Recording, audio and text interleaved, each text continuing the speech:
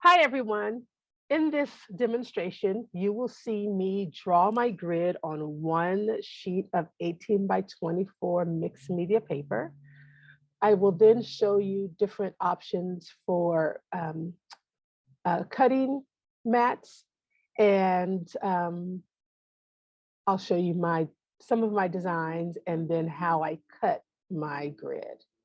You'll notice that I'm drawing making my grid drawing on a piece of cardboard. It's just the backing from my 18 by 24 mixed media pad. If you don't have a hard surface or a cutting mat, you can always use cardboard, and like I'm using the back of my mixed media pad. So I have my paper in a vertical orientation, and I'm going to start drawing my mark making on my 18-inch edge.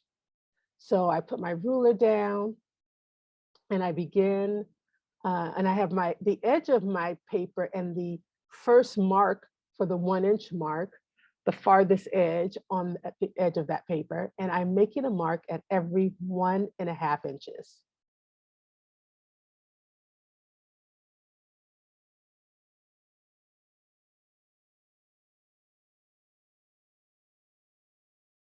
I then turn my paper around, and I'm going to do the same measuring on the opposite side.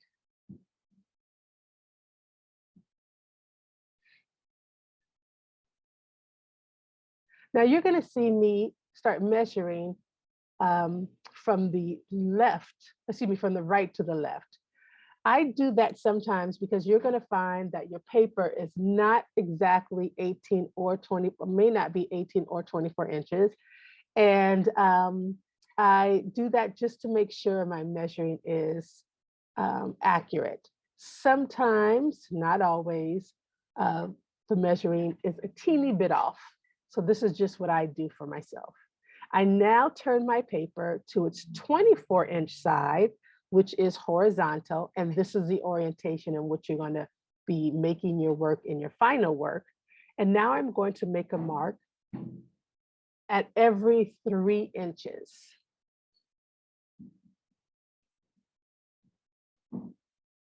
Oh, excuse me, my bad. I'm first connecting those lines.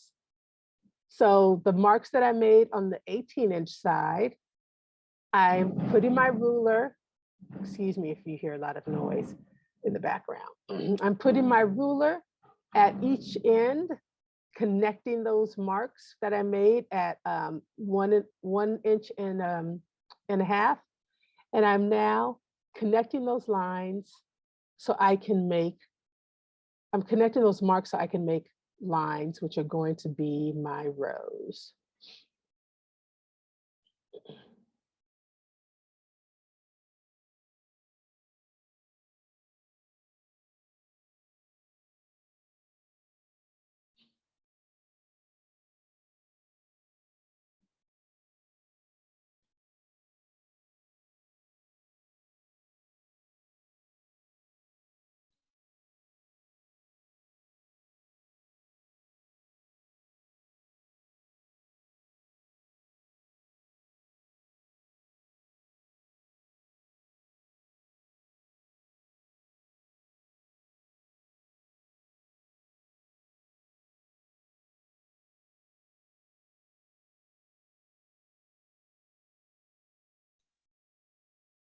You can see I'm holding my ruler either in the middle or close to the top edge.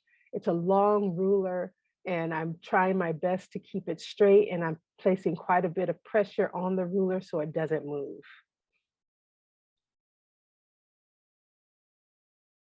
Now my page is horizontal. The longest edge is in front of me, the 24-inch edge.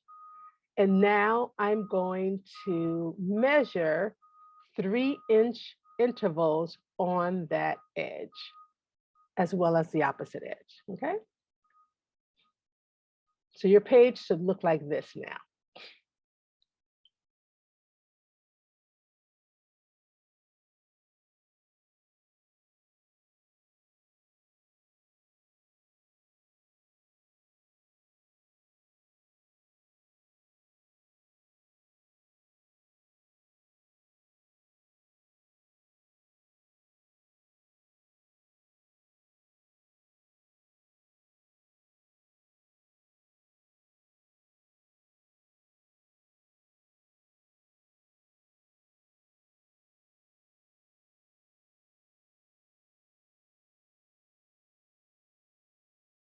So I've turned my paper around to the opposite edge. I'm making a mark at every 3 inches. And now I'm going to connect those marks to make horizontal lines, or rather vertical lines, creating my columns. And I will find that I now have a grid of rectangles. I will do this on every page that I need, right? So depending on the quantity that you've been assigned, you will do this for all of the work. And you recall that one of your pages is a page that you will not draw on, or paint on rather, do any of your ink work on. It is the page that will have a grid that allows you to reassemble, rearrange your shapes.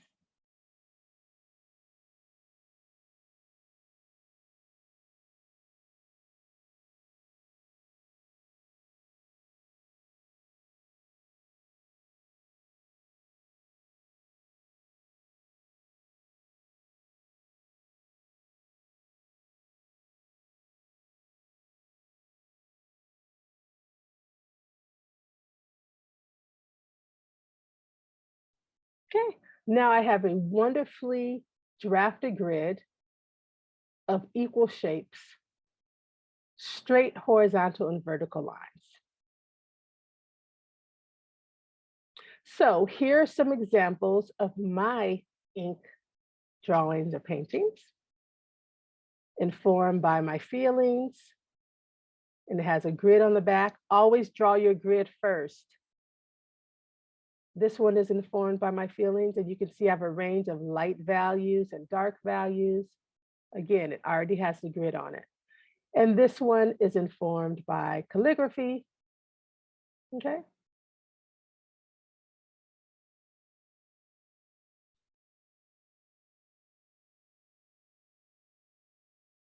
Here is an example of a cutting mat. It rotates. This one is too small, but I'm just showing you options because you do have a cutting assignment for project 3. So that's a small one.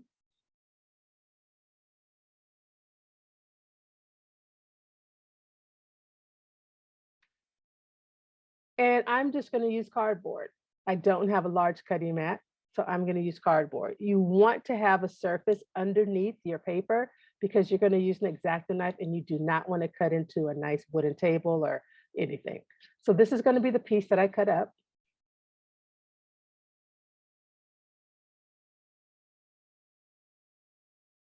And you just need 2 items. You need your X-Acto knife and you need your ruler, and you're going to cut straight down your vertical and horizontal lines. But you're going to cut in one direction, and I'll show you how to do that now. So you're going to take your ruler and you're going to line it along your vertical lines, or if you start horizontally, that's fine. And I'm placing my hand in the center so I can get even distribution of pressure, and I'm going to align my X-Acto knife to the edge of the ruler, and I'm pulling back with my elbow. You can see that my wrist is not moving. My elbow makes the move. I pull back with my elbow, giving pressure, and I'm using a lot of pressure with my left hand as well. Okay.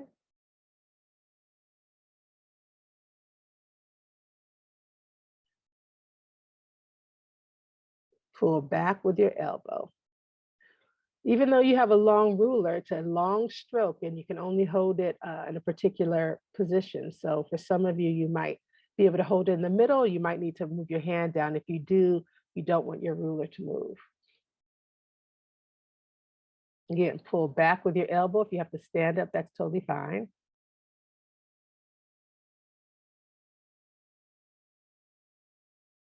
So it's either this one or the next one that I'm going to give an example of what happens if your paper does not come off, right? What if you didn't make the stroke with enough pressure? So you just keep your ruler there, and you're going to retrace it, right? Or recut it. Pull back with your elbow, giving nice pressure to cut all the way through that paper. And it's not that the paper is so thick, it's just that, I mean, it is thicker than some paper, but you just really want to give a nice even pressure so you can make a cut at the first attempt.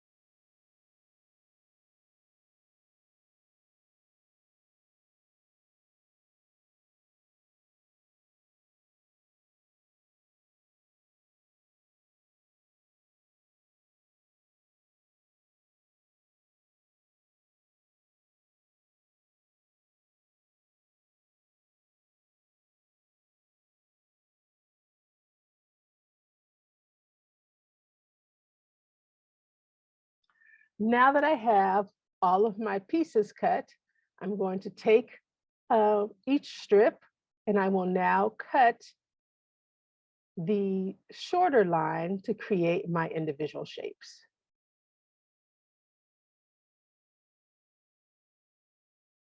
You might want to have some music playing or binge watch one of your favorite shows. It just takes a moment. Or outside, stand outside in the fresh air and enjoy the feel of the sun on you. Be serenaded by the birds.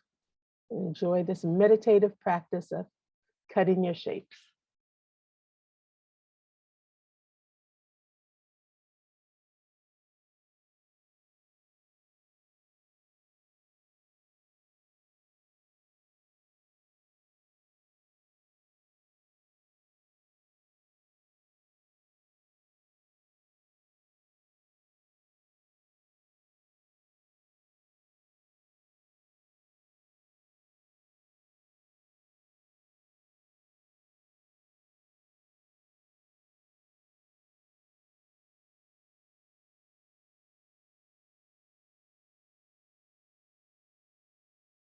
And even though these shapes are small, you'll still see I'm pulling back with my elbow.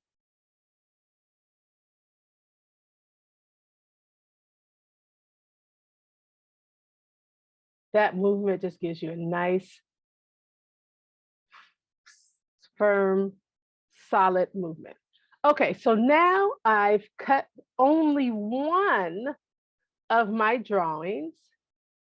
And now I am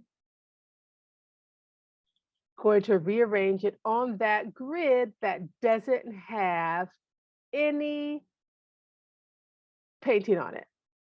And as I wrote in the project one assignment page, you'll notice, look at this, that the shapes are kind of like my brain wants to put them back together, right?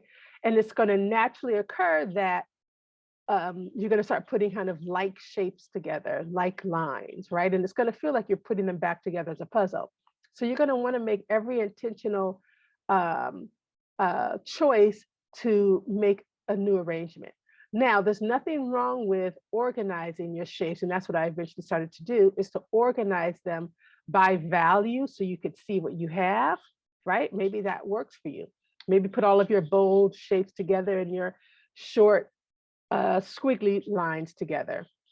your bold lines and then your short squiggly lines, maybe, separate them. Maybe you have all of your lighter values together and your darker values because it allows you to see what you have, but then you need to rearrange all of these shapes. Now, I'm outside and you can start to see the wind is trying to collaborate with me. So doing this indoors might be your better option, right? Because I am on my patio and unfortunately the wind takes over and you don't want to lose any pieces because then you either have to go find those pieces or choose another work, right? So this is the first step of arranging all of my pieces so I can see what I have. And then I make the conscious choice to rearrange and rearrange again, where I finally came up with my final work. Each piece was adhered and glued down, where my attempt is to not to have any white space. We can see that there might be a little bit in the top left corner, but I've created emphasis and dominance in this work. Good luck, and I look forward to seeing your final work.